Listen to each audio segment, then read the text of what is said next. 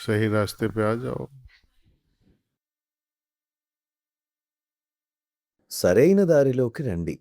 సరైన దారిలో నడుస్తున్నా సరే, మనం దారి తప్పినట్లు అనిపించినప్పుడు, మనం ఈ దారిలో సరిగ్గా నడవడం లేదని అర్థం.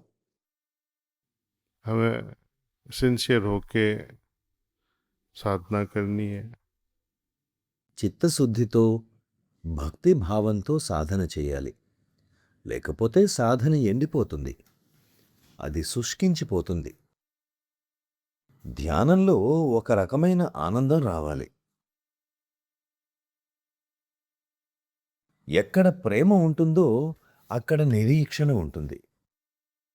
ధ్యానానికి ముందు అసలు ధ్యానం యొక్క అర్థం ఏంటంటే, మీ ప్రియమైన పరమాత్మని హృదయంలో నెలకొల్పండి.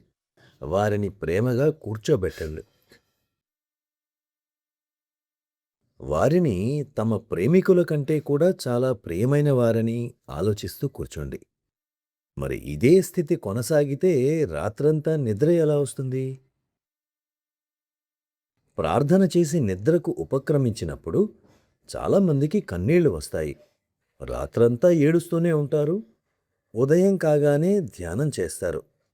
కానీ రాత్రంతా ఇదే ఆలోచనతో ధ్యానం జరుగుతుంది.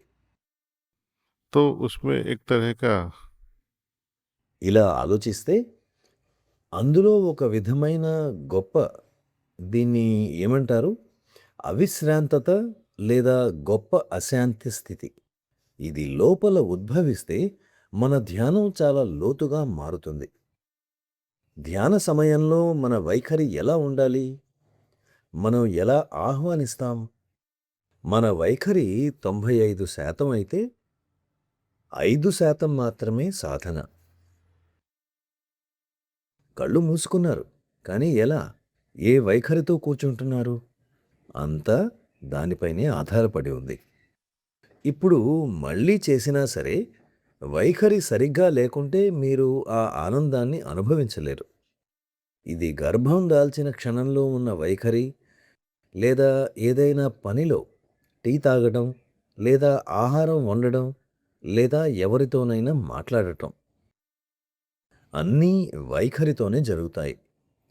కాబట్టి మనం ధ్యానం చేసినప్పుడు ఏ మనోవైఖరితో మన కలయిక ఆ భగవంతునితో జరుగుతుంది? అన్నీ వైఖరితోనే జరుగుతాయి. కాబట్టి కూర్చోవాలంటే అంతటి తపన పడే మనసు ఉండాలి. ఎలాంటి తపన అంటే, రాధ గురించి చెప్పబడినట్లు, మీరా గురించి చెప్పబడినట్లు అంతటి తపన. దాన్ని సృష్టించగలిగితే ప్రతీదీ జరుగుతుంది. అప్పుడు సరైన మార్గంలో నడుస్తున్నప్పుడు కూడా ఇలా ఎందుకు జరుగుతోందని మీకు ఎప్పుడూ అనిపించదు.